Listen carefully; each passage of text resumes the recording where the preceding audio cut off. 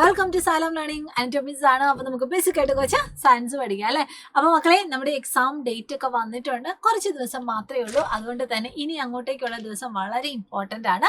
നമ്മൾ പഠിച്ച കാര്യങ്ങളൊക്കെ നമുക്ക് നല്ല രീതിയിൽ ഒന്ന് റീകോൾ ചെയ്തെടുത്താൽ മാത്രമേ നമുക്ക് ഇനി വരാൻ പോകുന്ന എക്സാം നല്ല രീതിയിൽ അറ്റൻഡ് ചെയ്യാൻ പറ്റുള്ളൂ.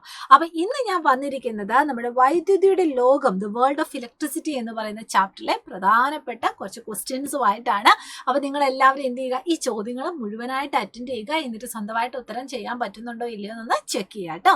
അങ്ങനെയാണെങ്കിൽ നമുക്ക് നമ്മുടെ ഒന്നാമത്തെ ചോദ്യത്തിലേക്ക് കടക്കാം.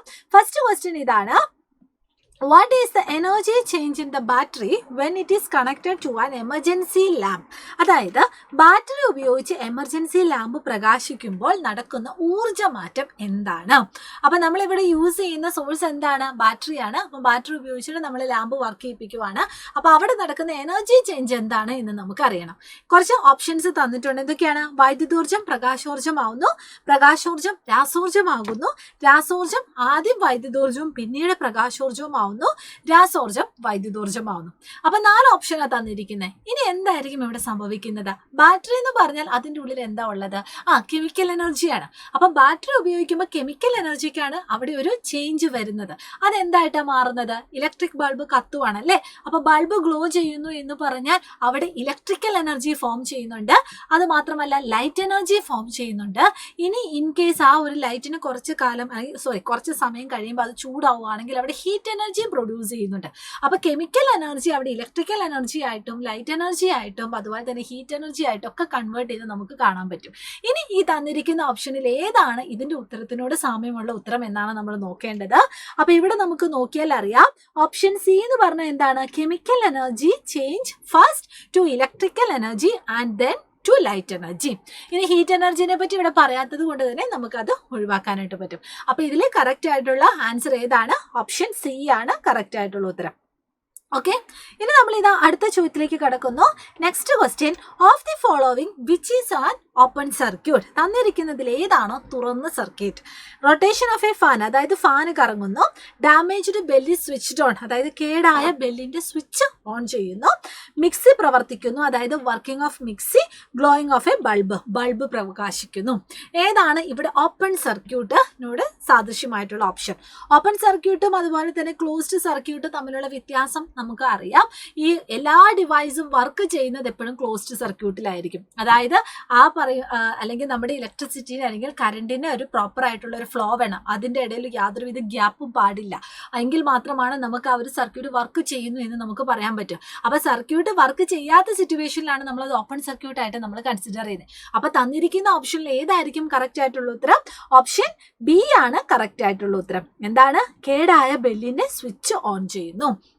ഓക്കെ, അവിടെ ബെല്ല് കേടാണ്, അത് വർക്ക് ചെയ്യത്തില്ല. പിന്നെ സ്വിച്ച് ഓൺ ചെയ്താലും എന്താ സംഭവിക്കുക? അത് വർക്ക് ചെയ്യത്തില്ല. അപ്പോൾ ആ ഒരു സിറ്റുവേഷനാണ് ഓപ്പൺ സർക്യൂട്ടിന് മാച്ച് ആയിട്ടുള്ളത്. ഇനി അടുത്ത ചോദ്യം ഇതാണ്ട്: observe the diagram of an open circuit. Okay, yes, convert it to the closed circuit using appropriate symbols and draw it. തുറന്ന സർക്യൂട്ടിന്റെ ചിത്രം നിരീക്ഷിക്കുക. ഇതിനെ അടഞ്ഞ സർക്യൂട്ടാക്കി മാറ്റി മറ്റു ചിഹ്നങ്ങൾ ഉപയോഗിച്ച് ചിത്രീകരിക്കും. അപ്പൊ ഇതിന് തന്നിരിക്കുന്നത് ഓപ്പൺ സർക്യൂട്ടാണ്. അതിനെ നമുക്ക് ക്ലോസ്ഡ് സർക്യൂട്ടാക്കി മാറ്റണം. എങ്ങനെയാണ് നമുക്ക് ക്ലോസ്ഡ് സർക്യൂട്ടാക്കി മാറ്റുക? യെസ്, ഇവിടെ നമുക്കറിയാം എന്തുകൊണ്ടാണ് ഇത് ഓപ്പൺ സർക്യൂട്ട് എന്ന് പറയുന്നത്. ഇവിടെ നമുക്കൊരു ഗ്യാപ്പ് കാണാനായിട്ട് പറ്റും. അതായത് ഈ ഒരു ജംഗ്ഷനിൽ നമ്മുടെ കറണ്ടിന്റെ ഫ്ലോ എന്ന് പറയുന്നത് റെസ്ട്രിക്ട് ചെയ്ത്, അത് തടസ്സപ്പെടുത്തുകയാണ് ചെയ്യുന്നത്. അപ്പോൾ അവിടെ ഒരു ഗ്യാപ്പ് നടക്കുന്നുണ്ട്. ഈ ഗ്യാപ്പ് ഉള്ളത് കൊണ്ട് തന്നെയാണ് നമുക്ക് ഇവിടെ കൊടുത്തിരിക്കുന്ന ഡിവൈസ്, അതായത് ബൾബ് ഗ്ലോ ചെയ്യാത്തത്. അപ്പൊ ഇനി ഇതിനെ എങ്ങനെ നമുക്ക് ക്ലോസ്ഡ് സർക്യൂട്ടാക്കി മാറ്റണം? യെസ്, നമുക്ക് ഈ ഒരു ഗ്യാപ്പ് ഫില്ല് ചെയ്താൽ മതി. ഗ്യാപ്പ് ഫില്ല് ചെയ്യുമ്പോൾ ഇവിടെ നമുക്ക് ബാറ്ററിയിലൂടെ കറണ്ട് പോവുകയും നമ്മുടെ ബൾബ് ഗ്ലോ ചെയ്യുന്നതായിട്ടും കാണാനായിട്ട് പറ്റും. ഓക്കെ, ഇനി നിങ്ങൾക്ക് വേണമെങ്കിൽ ഇവിടെ നമ്മുടെ സെൽ എങ്ങനെ കണക്ട് ചെയ്തതെന്നും കൂടി വേണമെങ്കിൽ നോക്കാനായിട്ട് പറ്റും. ഇവിടെ നെഗറ്റീവ് പോസിറ്റീവ്, നെഗറ്റീവ് പോസിറ്റീവ്. അപ്പൊ ഇവിടെയുള്ള സെല്ലിന്റെ കണക്ഷൻ എന്ന് പറയുന്നത് പൊളാരിറ്റി മെയിൻറ്റെയിൻ ചെയ്തുകൊണ്ട് തന്നെയാണ്. അതായത് പോസിറ്റീവ് നെഗറ്റീവ് ആ ഒരു രീതിയിൽ തന്നെയാണ്. അത് മാത്രമല്ല കറണ്ടിന്റെ ഫ്ലോ എന്ന് പറയുന്നത് പോസിറ്റീവ് ടു നെഗറ്റീവ് ആണ്. അപ്പൊ നമുക്ക് ഇങ്ങനെ ആരോ മാർക്ക് ഇടാൻ പറ്റും. ബൾബ് ഗ്ലോ ചെയ്യുന്നത് കൊണ്ട് തന്നെ നമുക്ക് അതിൻ്റെ ആ ഒരു സിമ്പിൾ കംപ്ലീറ്റ് ചെയ്യാനും പറ്റും. അപ്പോൾ ഇതാണ് ക്ലോസ്ഡ് സർക്യൂട്ടിൻ്റെ ഒരു സിമ്പിൾ എന്ന് പറയുന്നത്. ഇനി അടുത്ത ചോദ്യം ഇതാണ്: tabulate the situation where conductors and insulators are used. ചാലകങ്ങളും ഇൻസുലേറ്ററുകളും നിത്യജീവിതത്തിൽ ഉപയോഗിക്കുന്ന സന്ദർഭങ്ങൾ കണ്ടെത്തി പട്ടികപ്പെടുത്തുക. അപ്പൊ നിങ്ങൾക്ക് ഇവിടെ ഒരു ടേബിൾ കാണാനായിട്ട് പറ്റുന്നുണ്ട്. ഇതിൽ കണ്ടക്ടേഴ്സ് യൂസ് ചെയ്യുന്ന സിറ്റുവേഷനും ഇൻസുലേറ്റേഴ്സ് യൂസ് ചെയ്യുന്ന സിറ്റുവേഷനും ഇവിടെ സെപ്പറേറ്റ് കൊടുത്തിട്ടുണ്ട്. നിങ്ങൾ എന്ത് ചെയ്യുക, ഇത് നോട്ട് ചെയ്യുക കേട്ടോ. അപ്പൊ ഇത് ഇംഗ്ലീഷ് മീഡിയം മക്കൾക്ക് മാത്രമല്ല മലയാളം മീഡിയം മക്കൾക്കും ഇവിടെ കൊടുത്തിട്ടുണ്ട്. നിങ്ങൾ എന്ത് ചെയ്യുക, ഇതൊന്ന് കോപ്പി ചെയ്യുക, നിങ്ങൾ ഇത് പഠിക്കുക, ഓരോ സിറ്റുവേഷൻ ഒന്ന് ഐഡന്റിഫൈ ചെയ്യുക. ഓക്കെ, അപ്പൊ ഇതുപോലുള്ള ഇൻട്രസ്റ്റിംഗ് ആയിട്ടുള്ള ക്വസ്റ്റ്യൻസ് ഒക്കെ ആയിട്ട് നമുക്കിനി അടുത്ത ദിവസം വീണ്ടും കാണാം. ഈ ഒരു അവസരത്തിൽ വേറൊരു കാര്യം കൂടി ഞാൻ നിങ്ങളോട് പറയാനായിട്ട് ആഗ്രഹിക്കുകയാണ്.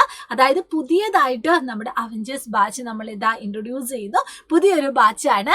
ഇപ്പോൾ നമുക്കറിയാം ഫ്രീഡം ടൈം ആണല്ലോ, ഇൻഡിപെൻഡൻസ് ഡേ ആണ്. അതുകൊണ്ട് തന്നെ ഒരു ഫ്രീഡം ഓഫർ എന്ന നിലയ്ക്ക് നിങ്ങൾക്കൊരു കൂപ്പൺ കോഡ് യൂസ് ചെയ്താൽ 10% ഡിസ്കൗണ്ടോട് കൂടി നമ്മുടെ പുതിയ ബാച്ചിൽ ജോയിൻ ചെയ്യാനായിട്ട് പറ്റും. നിലവിൽ ജോയിൻ ചെയ്ത മക്കൾക്ക് നിങ്ങൾ ടെൻഷൻ ഒന്നും അടിക്കേണ്ട, നിങ്ങൾക്ക് ക്ലാസ്സുകളൊക്കെ ഉണ്ടാവും. ഇതുവരെ ജോയിൻ ചെയ്യാത്ത മക്കൾക്ക് വേണ്ടിയാണ് ഈ ഒരു പുതിയ ബാച്ച്. അപ്പോൾ ഇതിന്റെ ക്ലാസ്സുകളൊക്കെ നമ്മൾ ഇത് ആരംഭിക്കാനായിട്ട് പോവുകയാണ്. അപ്പോൾ നിങ്ങൾ എല്ലാവരും എന്ത് ചെയ്യുക, ഇതുവരെ ജോയിൻ ചെയ്യാത്ത നിങ്ങളുടെ ഫ്രണ്ട്സിനോടൊക്കെ ഇത് ഷെയർ ചെയ്യുക. 10% ഡിസ്കൗണ്ടോട് കൂടി ജോയിൻ ചെയ്യാൻ പറ്റുന്ന ഒരു സുവർണ്ണ അവസരമാണ്. അപ്പോൾ നമുക്ക് ഈ വരാൻ പോകുന്ന ഓണപരീക്ഷയും ഇനി അങ്ങോട്ടേക്കുള്ള ക്രിസ്മസും ആനുവൽ എക്സാമും USSും എല്ലാം നമുക്ക് അടിപൊളിയായിട്ട് എഴുതണം. അപ്പോൾ എല്ലാ മക്കൾക്കും all the very best. Thank you so much. Bye bye.